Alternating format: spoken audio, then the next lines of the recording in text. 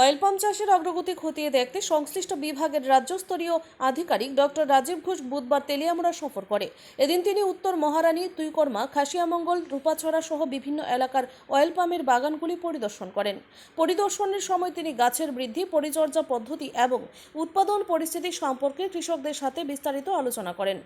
আধিকারিক বাগান ঘুরে দেখা ছাড়াও কৃষকদের সঙ্গে সরাসরি কথা বলেন এবং তাদের অভিজ্ঞতার কথা শোনেন।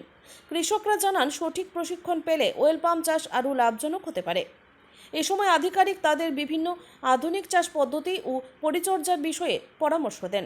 তিনি আরও জানান, রাজ্য পরিদর্শনের শেষে আধিকারিক আশাবাদ ব্যক্ত করেন যে রাজ্যে অয়েল পাম্প চাষ আরও বিস্তৃত হবে এবং কৃষকদের অর্থনৈতিক অবস্থার উন্নতি ঘটবে। পরিদর্শনকারী টিমের সাথে ছিলেন তেলিয়ামুড়া মহকুমা কৃষি তত্ত্বাবধায়ক রিতেশ দে, সেক্টর আধিকারিক ডলি জমাতিয়া, ফিল্ড অ্যাসিস্ট্যান্ট মিহির রায় সহ অন্যান্যরা। Bureau report, Tripura news Bangla.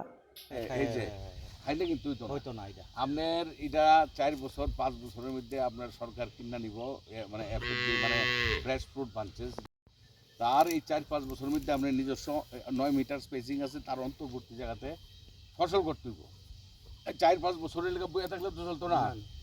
এটার মধ্যে দিতেছে বেড়া থাকা, চারা দিতেছে, আর কি তাহলে বার্মি সার দিতেছে, ছাগল দিতেছে, আর কি তাহলে পরিষ্কার করার টাকা কোনো প্রজেক্টের আছে এত